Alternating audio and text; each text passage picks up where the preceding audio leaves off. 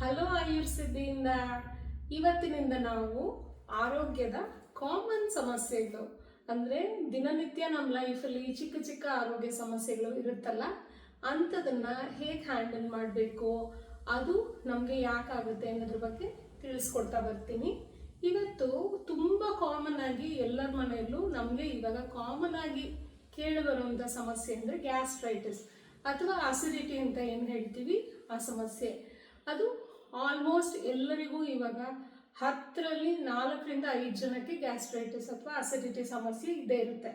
ಇದು ನಮ್ಮಲ್ಲಿ ಯಾಕೆ ಇಷ್ಟು ಕಾಮನ್ ಆಗಿ ಇದೆ ಅಂತ ಹೇಳಿದ್ರೆ, ಫಸ್ಟೇ ನಾನು ದಿನನಿತ್ಯ ಹೇಳ್ತಾನೆ ಬರ್ತಾ ಇದ್ದೀನಿ, ಎಲ್ಲರಿಗೂ ಅದು ಬೋರ್ ಆಗಿಬಿಟ್ಟಿದೆ ಅನಿಸುತ್ತೆ.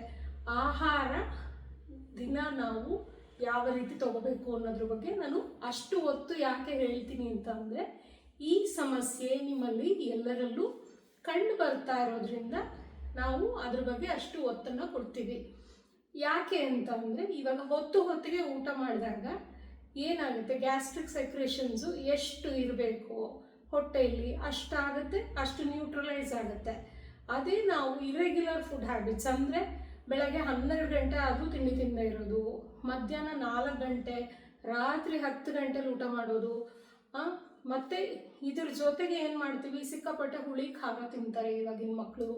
ಮತ್ತು ಚೈನೀಸಲ್ಲಿ ಏನೇನೋ ನೂಡಲ್ಸು ಈ ಥರದಕ್ಕೆಲ್ಲ ಏನೇನೋ ಅಡಿಷನ್ಸು, ಕಲರಿಂಗ್ ಏಜೆಂಟ್ಸು, ಪ್ರಿಸರ್ವೇಟಿವ್ಸು ಮತ್ತು ಸ್ಪೆಷಲ್ ಸ್ಪೈಸಸ್ ಅಂತ ಹೇಳ್ತೀವಿ, ಅಂದರೆ ಕೆಮಿಕಲಿ ಓರಿಯೆಂಟೆಡ್ ಸ್ಪೈಸಸ್ ಜಾಸ್ತಿ. ಆ ಥರದ್ದೆಲ್ಲ ಯೂಸ್ ಮಾಡಿದಾಗ ಮತ್ತು ಇರೆಗ್ಯುಲರ್ ಆಗಿ ಫುಡ್ ಹ್ಯಾಬಿಟ್ಸ್ ಇಟ್ಕೊಂಡಾಗ ಈ ಸಮಸ್ಯೆ ಹೆಚ್ಚಾಗಿ ಕಂಡುಬರುತ್ತೆ. ಮತ್ತು ಇನ್ನೊಂದು, ನಿದ್ರೆ ಸರಿಯಾಗಿ ಮಾಡದೇ ಇರೋವಾಗ್ಲೂ ಬರುತ್ತೆ. ಆಯಿತು, ಇವಾಗ ಅಸಿಡಿಟಿ ಅಥವಾ ಗ್ಯಾಸ್ಟ್ರೈಟಿಸ್ ನಮಗೆ ಇದೆ ಅಂದರೆ ಏನು ಮಾಡಬೇಕು, ಫಸ್ಟು ನಮ್ಮ ಫುಡ್ ಇರೆಗ್ಯುಲಾರಿಟೀಸ್ನ ಕರೆಕ್ಷನ್ ಮಾಡ್ಕೋಬೇಕು. ಅಂದರೆ ಬೆಳಗ್ಗೆ ಎದ್ದ ಕೂಡಲೇ ಏನು ಮಾಡಬೇಕು, 3ರಿಂದ 4 ಗ್ಲಾಸ್ ನೀರು ಕುಡಿಬೇಕು. ಆವಾಗ ಏನಾಗುತ್ತೆ, ರಾತ್ರಿ ಹೆಚ್ಚಾಗಿರೋ ಆ್ಯಸಿಡ್ಸ್ ಎಲ್ಲನೂ ನ್ಯೂಟ್ರಲೈಸ್ ಆಗುತ್ತೆ. ಅಂದರೆ ಗಂಟಲಿನವರೆಗೂ ಬಂದ್ಬಿಟ್ಟಿರುತ್ತೆ ಕೆಲವರಿಗೆ ಆ್ಯಸಿಡ್ ಸೆಕ್ರೇಷನ್ ಜಾಸ್ತಿ ಆಗಿ. ನೈಟು ಲೇಟಾಗಿ ಊಟ ಮಾಡಿರ್ತಾರೆ, ಸರಿಯಾಗಿ ಜೀರ್ಣ ಆಗಿರಲ್ಲ, ಆವಾಗಲೂ ರಿಗರ್ಜಿಟೇಷನ್ ಅಂತ ಹೇಳ್ತೀವಿ, ಆವಾಗ ಕೂಡ ಅದೇ ರೀತಿ ಆಗಿರುತ್ತೆ. ಆವಾಗ ಬೆಳಗ್ಗೆ ಬ್ರಷ್ ಮಾಡಿದ ಕೂಡಲೇ ಈ ರೀತಿ ನೀರು ತಗೊಳ್ಳೋದ್ರಿಂದ ಏನಾಗುತ್ತೆ, ನಮ್ಮಲ್ಲಿ ಆ ಆ್ಯಸಿಡ್ ಸೆಕ್ರೇಷನ್ ಹೆಚ್ಚಾಗಿರುತ್ತಲ್ಲ ಅದು ಕಡಿಮೆ ಆಗುತ್ತೆ. ಮತ್ತು ನಂತರ ಏನು ಮಾಡಬೇಕು, ಅದರ ನಂತರ ಫುಡ್ ತಗೊಳ್ಳೋದ್ರಲ್ಲಿ ನಾವು ಖಾರ, ಮಸಾಲೆ ಇರೋ ಪದಾರ್ಥ, ಎಣ್ಣೆಯಲ್ಲಿ ಕರೆದಿರೋ ಪದಾರ್ಥ, ಈ ರೀತಿ ಪದಾರ್ಥಗಳು ಕಡಿಮೆ ಇರೋ ಹಾಗೆ ನೋಡ್ಕೋಬೇಕು. ಅಥವಾ ಅದನ್ನು ತಗೊಂಡಾಗ ಅದನ್ನು ನ್ಯೂಟ್ರಲೈಸ್ ಮಾಡಲಿಕ್ಕೆ ಮೊಸರು, ಮಜ್ಜಿಗೆಗೆ ಹಿಂಗು ಹಾಕಿ ತಗೊಳ್ಳೋದು, ಜೀರಿಗೆ ನೀರನ್ನು ತಗೊಳ್ಳೋದು, ಎಳ್ನೀರನ್ನು ತಗೊಳ್ಳೋದು, ಮತ್ತು ಸ್ವಲ್ಪ ಹೊತ್ತು ಬಿಟ್ಟು ಅಂದರೆ 1.5 ಅವರ್ ಮೇನ್ ಮೀಲ್ ಆದ ನಂತರ ಹಣ್ಣು ತಗೊಂಡಾಗ ಕೂಡ ಆ್ಯಸಿಡ್ಸು ಹೆಚ್ಚಾಗಿರೋದು ನ್ಯೂಟ್ರಲೈಸ್ ಆಗುತ್ತೆ. ಇದರ ನಂತರ ಏನು ಮಾಡಬೇಕು, ಇವಾಗ ಹುಳಿ ತೇಗು, ಖಾರ ಈ ಥರದ್ದು ಬಂತು ಅಂದರೆ ಅದಕ್ಕೆ ಫಸ್ಟ್ ರೆಮಿಡಿ ಏನಂದರೆ, ಫ್ರೆಶ್ ಆಗಿ ಮಜ್ಜಿಗೆ ಮಾಡಿ, ಮನೆಯಲ್ಲಿ ಕಡಿದು ಮಜ್ಜಿಗೆ ಮಾಡಿ ಫಿಲ್ಟರ್ ಮಾಡಿ ಅದಕ್ಕೆ ಹಿಂಗು, ಜೀರಿಗೆ, ಕೊತ್ತಂಬರಿ ಸೊಪ್ಪು ಹಾಕಿ ತಗೊಳ್ಳೋದ್ರಿಂದ ಏನಾಗುತ್ತೆ, ಆ್ಯಸಿಡಿಟಿ ಇಮಿಡಿಯೇಟಾಗಿ ಕಡಿಮೆ ಆಗುತ್ತೆ. ಹಸಿ ಶುಂಠಿಯನ್ನು ಬೆಲ್ಲದ ಜೊತೆ ಆಗಿದ್ರೆ ಕೂಡ ಆ್ಯಸಿಡಿಟಿ ಕಡಿಮೆ ಆಗುತ್ತೆ, ಆ್ಯಸಿಡ್ ಸೆಕ್ರೇಷನ್ ಸ್ವಲ್ಪ ನ್ಯೂಟ್ರಲೈಸ್ ಆಗುತ್ತೆ. ಮತ್ತು ಇನ್ನೊಂದು ಏನು ಅಂದರೆ, ಊಟದಲ್ಲಿ ನಾವು ಕೆಲವು ಐಟಮ್ಸ್ನ ದಿನ ತೊಗೊಳ್ಳೋದಕ್ಕೆ ಹೇಳ್ತೀವಿ. ಲೈಕ್ ಮೊದಲು ಸಲಾಡ್ ತೊಗೋಬೇಕು, ನಂತರ ಬೇಯಿಸಿದ ಪಲ್ಯ ತೊಗೋಬೇಕು, ನಂತರ ಸಾರು ಅನ್ನ ತೊಗೋಬೇಕು, ಅದರ ನಂತರ ಮಜ್ಜಿಗೆ ಅನ್ನದಲ್ಲಿ ಊಟ ಮುಗಿಸ್ಬೇಕು, ಉಪ್ಪಿನಕಾಯಿಯನ್ನು ಮಜ್ಜಿಗೆ ಅನ್ನದ ಜೊತೆಗೆ ಒಂದು ಹೋಳನ್ನು ತೊಗೋಬೇಕು. ಇದೆಲ್ಲ ಏನು ಮಾಡುತ್ತೆ ಅಂತಂದರೆ, ಅದಕ್ಕೆ ಎಷ್ಟೆಷ್ಟು ಇವಾಗ ಊಟ ಜೀರ್ಣ ಆಗಲಿಕ್ಕೆ ಎಷ್ಟು ಆ್ಯಸಿಡ್ ಸೆಕ್ರೇಷನ್ ಆಗಬೇಕೋ ಈ ಐಟಮ್ಗಳನ್ನ ತೊಗೊಂಡಾಗ ಏನಾಗುತ್ತೆ, ಅದು ಆ್ಯಸಿಡ್ ಸೆಕ್ರೇಷನ್ನ ಪ್ರಮೋಟ್ ಮಾಡುತ್ತೆ, ಕ್ಯಾಟಲೈಸ್ ಮಾಡುತ್ತೆ, ಜೀರ್ಣ ಆಗೋದಕ್ಕೆ ಸಹಾಯ ಮಾಡುತ್ತೆ. ಇದರ ನಂತರ ಏನು ಮಾಡಬೇಕು ಅಂತಂದರೆ, ಈಗ ಹಣ್ಣು ತೊಗೊಳ್ಳೋದ್ರ ಬಗ್ಗೆ ಹೇಳಿದೆ ನಾನು, 1 ಅವರ್ ಆದ ನಂತರ ಹಣ್ಣು ತೊಗೋಬೇಕು.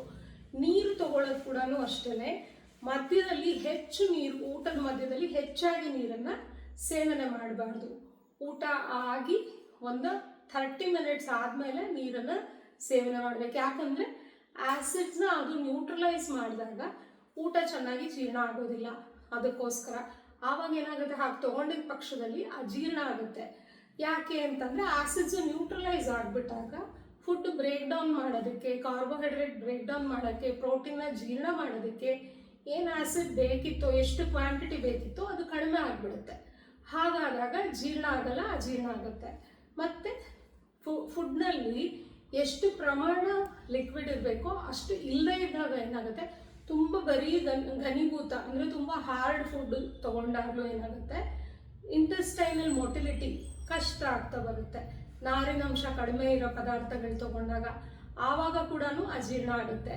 ಅದಕ್ಕೆ ಏನು ಹೇಳ್ತೀವಿ ನಾವು, ಹೆವಿ ಫುಡ್ಸ್ ಅಂತೀವಿ. ಲೈಕ್ ನೂಡಲ್ಸ್ ಆಗಲಿ, ಪಿಜ್ಜಾ ಆಗಲಿ, ಬ್ರೆಡ್ನಲ್ಲಿ ಮಾಡಿರುವಂಥ ಐಟಮ್ಸ್ನಲ್ಲಿ ಫೈಬರ್ನ ಅಂಶ ಕಡಿಮೆ ಇರೋದ್ರಿಂದ ಏನಾಗುತ್ತೆ, ಕರಳಿನಲ್ಲಿ ಸಂಚಾರ ಮಾಡಲಿಕ್ಕೆ ಅದಕ್ಕೆ ಕಷ್ಟ ಆಗುತ್ತೆ. ಅಂಥದ್ದು ತೊಗೊಂಡಾಗ ಏನು ಮಾಡಬೇಕು, ಫ್ರೂಟ್ಸು ಮತ್ತು ಹಸಿ ತರಕಾರಿ, ಸಲಾಡ್ಸು ನೆಕ್ಸ್ಟ್ ಮೀಲ್ನಲ್ಲಿ ನಾವು ತೊಗೊಳೋದನ್ನ ಅಭ್ಯಾಸ ಮಾಡ್ಕೊಳ್ತಾ ಬರಬೇಕು. ಆವಾಗ ಏನಾಗುತ್ತೆ, ಇದರಲ್ಲಿ ಹೆಚ್ಚಾಗಿರೋ ಕಾರ್ಬೋಹೈಡ್ರೇಟ್ನ ಅಂಶ ಈ ನಾರಿನ ಅಂಶ ಏನು ಮಾಡುತ್ತೆ, ಅದನ್ನು ಬ್ರೇಕ್ ಡೌನ್ ಮಾಡಲಿಕ್ಕೆ ಹೆಲ್ಪ್ ಮಾಡುತ್ತೆ.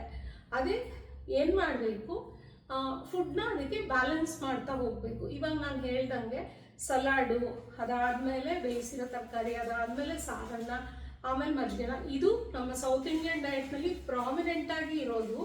ಇದು ರೆಗ್ಯುಲರಾಗಿ ತೊಗೊಳ್ತಾ ಬಂದಾಗ ಏನಾಗುತ್ತೆ, ಕರೆಕ್ಟಾಗಿ ಜೀರ್ಣಶಕ್ತಿ ಆಗ್ತಾ ಇರುತ್ತೆ. ಅದ್ರ ಜೊತೆಗೆ ನಮ್ಮದು ಸಿಸ್ಟಮ್ ಚೆನ್ನಾಗಿ ವರ್ಕ್ ಆಗ್ತಾ ಹೋಗುತ್ತೆ. ಇದ್ರ ಜೊತೆ ಹಪ್ಪಳ, ಉಪ್ಪಿನಕಾಯಿ ಇದು ಕೂಡ ಇಂಪಾರ್ಟೆನ್ಸ್ ಇದೆ. ಇದು ಮುಂದೆ ಬರ್ತಾ ಬರ್ತಾ ಹಪ್ಪಳ, ಉಪ್ಪಿನಕಾಯಿ ಇದ್ರದ್ದು ಇಂಡಿವಿಜುವಲ್ ಉಪಯೋಗಗಳ ಬಗ್ಗೆ ನಾನು ತಿಳಿಸ್ತಾ ಬರ್ತೀನಿ.